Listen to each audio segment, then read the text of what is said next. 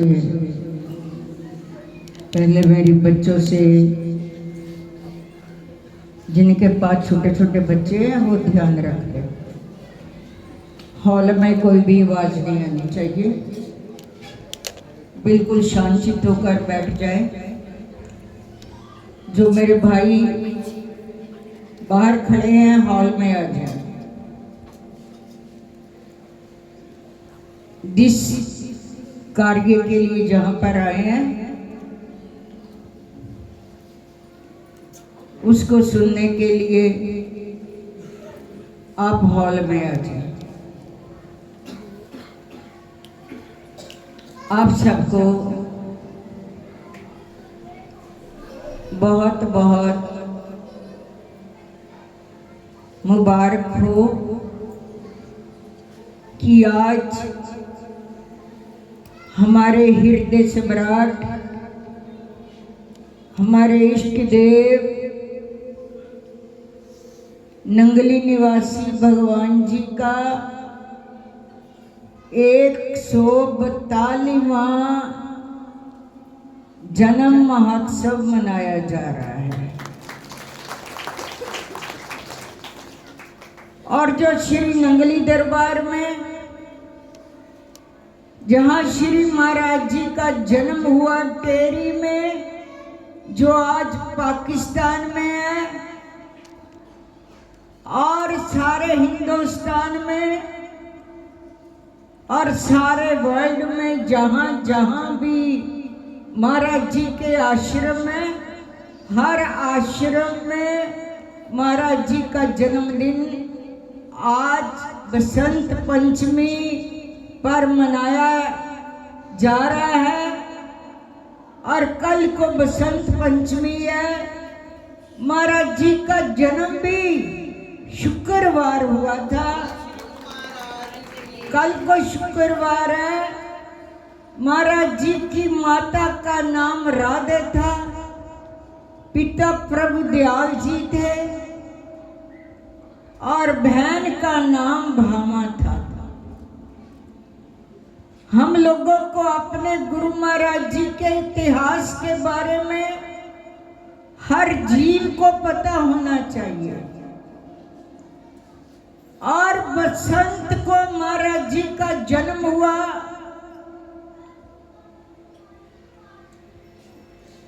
जिस घड़ी भी बसंत का उत्सव मनाया जाता है तो वो पल क्षण भाग्यशाली है जिसके जीवन में संत आता है। तो संत का जीवन में होना बहुत ही जरूरी है। कई आपदाओं से जीव का कल्याण हो जाता है।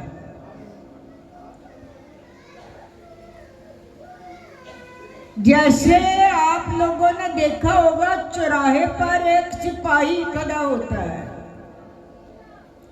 ट्रैफिक को नियंत्रण करने के लिए, और वो ट्रैफिक को निकलने का रास्ता बताता है। इसी तरह से हमारे समाज में संत आते हैं जो जीवन की यात्रा सही ढंग से करने का एक तरीका बताते हैं कि कैसे तूने अपने जीवन की यात्रा को करना है। यात्रा तो सभी करते हैं, लेकिन इस यात्रा में देखना ये है, संत जिस जीवन में आता है उसका ये पहला धर्म बनता है कि वो आत्मा और परमात्मा के मिलन का जो रास्ता है वो बताए। बातें तो इधर उधर की बहुत करते रहते हैं, सुनते रहते हैं। भक्ति योग, कर्म योग, हमें अपने जीवन में वैसे तो हम लोग योग करते हैं, लेकिन एक भक्ति योग, कर्म योग जो होता है वो अपने आप होता चला जाता है। कर्म अपने आप होता चला जाता है। आप ना ये सोचे कि जैसे हाथों से कोई कार्य किया जाता है, इसी तरह से कर्म करने में पहले जुगती जो होगी वो की जाएगी। वो बिना जुगती के ही हमारा कर्म बनता जाता है। लेकिन हम लोग कर्म को जान ना पाते हुए अपने हृदय में जो हमारे वो रहते हैं, जिसकी उपस्थिति है, जिसको जानने के लिए हम लोग आश्रम में जाते हैं, संतों की शरण में जाते हैं, वो आत्मा और परमात्मा का मिलन होना चाहिए। हमें ये देखना कितना हम लोग मिलन करते भी हैं या नहीं करते, क्योंकि माने चोला इसीलिए तो मिला हुआ है। जैसे आपने शायद ये है तो हंसी मजाक की बात तो आपको सुनानी पड़ेगी, क्योंकि उसमें आनंद बहुत है और उसमें अपने लक्ष्य का पता भी चलता है। एक लड़का था, उसकी शादी नहीं हो रही थी। आजकल भी ऐसा चल रहा है, क्योंकि हमारे पास संदेशे आते हैं कि भाई जी हमारे बेटे की शादी नहीं हो रही, कोई बेटी बता दो। अरे हम लोग बेटी बेटा क्या बताएंगे, हम लोगों ने जिस चीज को बताना है वो बताना है। तो उसकी शादी नहीं हो रही थी। किसी ने कहा आप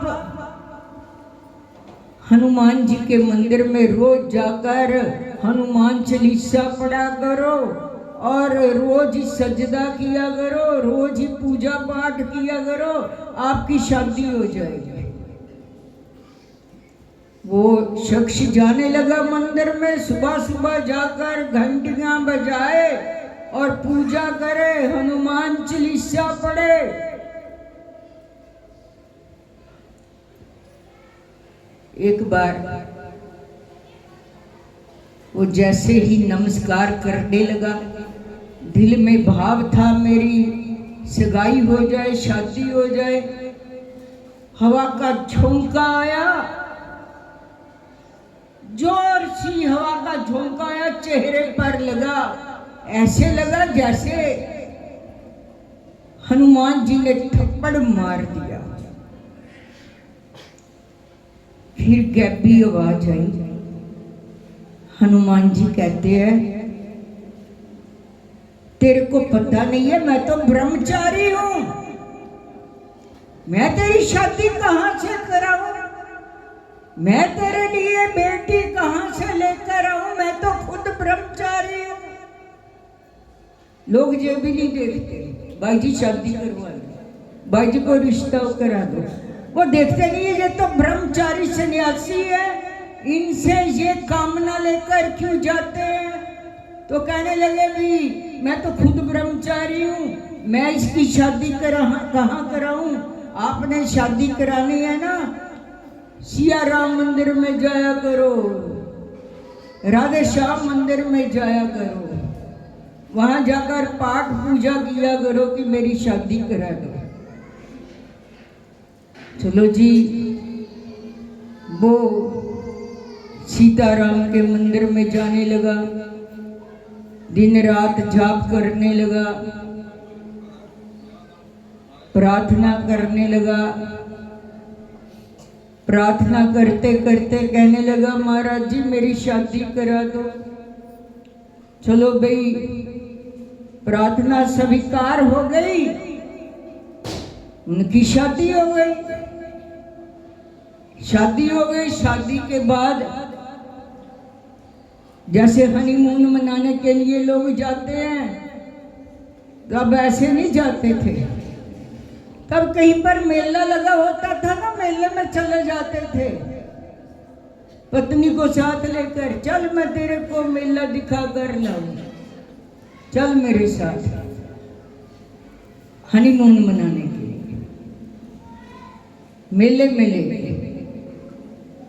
जब मेले में ले गए, इतना रश था मेले में, वो हाथ पकड़ा हुआ था, हाथ छूट गया, दोनों बिछड़ गए। जब दोनों बिछड़ गए, वो पति को पत्नी मिली नहीं, बहुत ही ज्यादा घबरा गया कि अब घर में कैसे जाऊं, पत्नी तो मेरे साथ में नहीं है। सीधा ही मंदिर में गया, महाराज जी मेरी पत्नी गुम हो गई है, पत्नी लुभा दो। जब ऐसा कहा, हनुमान जी आ गए, कहते किसे बोल रहा है, मेरी पत्नी ला दो। राम जी को बोल रहे हैं कि पत्नी तो मैंने तलाश करके ला कर दी, आप इनको बोल रहे हैं पत्नी ला दो। ये डिपार्टमेंट मेरा है, मेरा, इनकी पत्नी तो मैं ढूंढ कर लाया था। तो जिनसे पत्नी मांग रहा है, इसी तरह से जो आत्मा और परमात्मा का मिलन का डिपार्टमेंट है, वो केवल संतों का है। संत ही मिला सकते हैं आत्मा और परमात्मा को, और कोई आपको मिलाने वाला नहीं है। बाहर बहुत मार्ग आपको दिखाई देंगे। इसी तरह से संसार के मेले में हम आत्मा और परमात्मा को पाने के लिए आए थे, लेकिन बिछड़ चुके हैं। फिर जीवन में हमारा कोई भाग्य उदय होता है, हमें कामल मुर्शद मिलते हैं, कामल संत मिलते हैं। फिर वो इस डिपार्टमेंट को जो उनको मिला हुआ है उसको निभाते हैं। कि मेले में जब बिछड़ गए संसार के, इन आत्मा और परमात्मा का मिलाप कराना है तो संत का सबसे पहले धर्म यही बनता है, सही मार्ग पर लगाना। अगर सही मार्ग पर इस चोले को पाकर, कामल मुर्शिद की रहमत को पाकर, गुरु कृपा को पाकर भी हम अपने ईश्वर से ना मिल पाए तो कौन सी जूनी में जाकर मिलोगे। तो ये तो हमारे नंगली निवासी भगवान की बहुत बहुत कृपा है, जिन्होंने अपने जीवन काल में 10,000 साधु बनाए, संत बनाए। और 10,000 संतों ने कितने संत बना दिए? वो किस लिए बनाए? समाज के लिए बनाए, संसार के लिए बनाए, कोई गुमराह ना हो जाए, कोई संसार के मेले में गुम ना हो जाए। लेकिन हमें सब कुछ मिलने के बावजूद भी हम अपने भीतर की धाराओं में बह जाते हैं, हमें कुछ खबर नहीं है। अरे जो मौका मिला है, टाइम मिला है, कितने मेरे भाई बहन होंगे यदि मौका मिल भी जाए तो वो उनको होता है कि जल्दी हो, समाप्ति हो। अरे यदि वो रस भीतर का मिलना शुरू हो जाए तो जी करता है पीते जाओ, पीते जाओ, पीते जाओ। जी नहीं करता आप लोगों का पीने का? नहीं करता। वो तो खुले हाथों से पिलाता है। वो देख देख कर नहीं कहता कि इसको मैंने पिलानी है, इसको नहीं पिलानी, सबको सम दृष्टि से पिलाता है। सब पर कृपा करता है, सब पर रहम करता है। अगर झोली में छेद है तो वो क्या करेगा? अपने छेद को, झोली में जो छेद कर रखे हैं ना, ईर्ष्या के, द्वेष के, पता नहीं कितने कितने छेद कर रखे हैं झोली में। हमें कुछ अच्छा ही नहीं लगता। अरे अपने आप को समझ लो कि अपना ही स्वरूप तेरे को अच्छा नहीं लगता, क्योंकि जो सामने बैठा है वो भी तू है,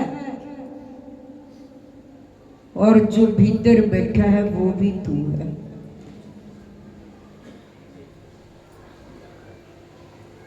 खुदी जब दूर हो गई तो बंदा खुदा हो गया, उसका रूप हो गया। एक बार आंख बंद करके उसके रूप को देखिए, इतना आनंद आएगा, इतना आनंद आएगा, इतना सुकून मिलेगा, इतनी शांति मिलेगी। अशांत मन जो है वो शांत हो जाता है। जब बुद्धि से विचार किया करो, सुबह उठकर सबसे पहले हमारा जो धर्म बनता है, मैं बार बार आप लोगों को कहती रहती हूँ कि जो हमारा धर्म बनता है, सबसे पहले हमारा धर्म बनता है भगवान का नाम लेना, अपने मुर्शिद को याद करना, मुर्शिद की रहमत को याद करना, उसकी कृपा को याद करना। इतनी कृपा बरसाई महाराज जी ने हम जीवों को, अपने चरणों में हम लोगों को लगाकर अपना प्यार बख्शा, नामदान बख्शा, जिसकी गुरु को कहते हैं शरीर नहीं समझना चाहिए। जिसने गुरु को शरीर समझा उसने कुछ नहीं पाया। मेरी बात को ध्यान से नोट कर। गुरु एक शब्द तत्व का है, तत्व का शब्द को समझना है, उस तत्व को जानना है, उस लक्ष्य को पाना है। तो सुबह उठकर सबसे पहले चाय पानी पीने से भी पहले, सूर्य उदय से भी पहले उठकर अपने माता पिता गुरु को नमस्कार किया करो। रामायण में लिखा, प्रातः काल उठ के रघुनाथ, भगवान राम प्रातः काल उठ के रघुनाथा, नावे शीश गुरुमात पिता माता। सबसे पहले अपने गुरुदेव माता पिता को नमस्कार करते हैं। कल भी मेरे पास एक शख्स आए थे, कहते भाई जी ऐसे आजकल का तो जमाना ऐसा है, किसी छोटे बच्चे को कहते ना चलो नमस्कार करो, चलो भी माता पिता को, दादा दादी को प्रणाम करो, करेंगे 2-4 दिन के बाद फिर भूल जाएंगे। मैंने कहा इसके पीछे कारण क्या है, क्यों नहीं करते? इसका मतलब जो है बड़े नहीं करते। जब बड़े नहीं करते, बच्चे देखते हैं ये तो करते नहीं, हम क्यों करें? 2-4 दिन के लिए बोल देते हैं, करते नमस्कार नहीं करते। अरे जिसने अपने माता पिता को प्रणाम कर लिया, माता पिता को समझ लिया गुरु के तुल्य, उसने घर बैठे ही वैकुंठ धाम का दर्शन कर लिया, वैकुंठ को प्राप्त कर लिया। जहां पर हो संत का वासा, तहां वैकुंठ का निवास होता है। उस वैकुंठ के वासी। स्वर्ग कहीं और नहीं है, हमारे घर में ही स्वर्ग है, नरक है। अपने घर को चाहे स्वर्ग बना लो चाहे नरक बना लो, क्योंकि हमारे ख्याल ही ऐसे मलिन ख्याल, शुद्ध विचार नहीं है, अशुद्ध विचार। क्यों ऐसा करते हैं? ये शरीर बार बार मिलने वाला नहीं है, तो सही मार्ग पर चलकर हमें गुरु महाराज जी के चरणों का ध्यान करते हुए अपने जीवन यात्रा को सही ढंग से करना है, संतों का आशीर्वाद पाना है, और वो प्यार से पाया जा सकता है। दिल में प्रेम हो, प्यार हो, संत का मिलन हो, तो संत किसी को अपनी, हमारे श्री स्वामी जी महाराज जी कई बार फरमाया करते थे। कल यहाँ 2 बच्चे आए थे, मैंने कहा कि आप भी वो 1977 की बात है कि जब महाराज जी ने जहाँ पर बच्चों के लिए कंजक का कार्यक्रम किया, तो एक परिवार की 2 बेटियां थी। महाराज जी कहने लगे एक एक परिवार में एक एक कंजक बिठाई जाएगी। तो जब महाराज जी ने ऐसा सबको कहा, तो एक परिवार में 2 बेटियां थी, वो नाराज हो गई कि स्वामी जी ने शाम को पूछा कि वो बच्चियां आई नहीं है, वो इन्हीं की बच्चियां थी। पुष्पा रानी, आज उसको भी याद कर लिया जाता है। जो सोना चांदी जिसको मैं बोलती हूँ, इनकी दोनों बुआ थी, वो नाराज हो गई। स्वामी जी पूछने लगे वो आई नहीं। मैंने कहा वो दोनों बहनों का आपस में इस बात पे झगड़ा हो गया, मैं कंजक बैठूंगी, मैं कंजक बैठूंगी। जो महाराज जी, स्वामी जी महाराज जी की बात आपको बता रही हूँ। महाराज जी कहने लगे चलो फिर नाराज किसी को नहीं करना, उन सबको बोल दो उम्र में चाहे मेरे से भी बड़ी हो, लेकिन शादीशुदा ना हो। श्री गुरु महाराज तो उम्र से मेरे से भी बड़ी हो। स्वामी जी महाराज जी के वचन हुए, सबको बोल दो, चाहे गोदी में बच्चा हो, छोटा हो, वो सभी कंजक में बैठेगा। तो करते करते 101 की बजाय 501 कंजक हो गए। और श्री महाराज जी ने इतने खुश हुए कि सभी कंजक को जो वरदान दिया कि आज जितनी बच्चियां कंजक बैठी हुई हैं, इन सब को मैं अपने हृदय से कहता हूँ कि इनका अगला जन्म ता मनुखा दही दा वटते पे। तो जय श्री स्वामी जी महाराज जी की लीला है। तो कई बार महाराज जी सत्संग में भी फरमाते, जो आज मेरी नजर के सामने आ गया उसका अगला जन्म मनुखा दही का होगा। तो ऐसी बातें कौन करते हैं?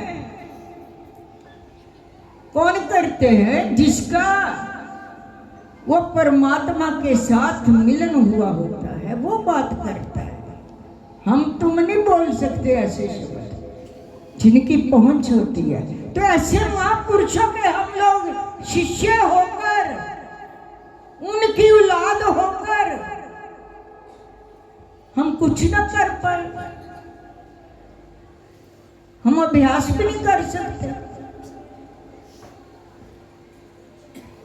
बच्चे होते हैं ना, माँ बाप पर जाते हैं। मैं चाहती हूँ आप श्री स्वामी जी महाराज जी के बच्चे हो, तो श्री स्वामी जी महाराज जी आपको इस ढंग से इस यात्रा पर लेकर जाए, जैसे वो परमात्मा से मिले थे, ऐसे ही हम जीवों को उस ईश्वर से मिलाए। तो ऐसे हमारे मुर्शद संत हमारे जीवन में हम लोगों को इतने दयालु कृपालु मिले हुए हैं, हम उनकी कृपा का नजायज फायदा ना उठाए। मतलब कि सुबह उठकर भजन पर जरूर बैठा करो और माता पिता गुरु को नमस्कार किया करो। बोल साचे दरबार की, बोलो श्री स्वामी जी महाराज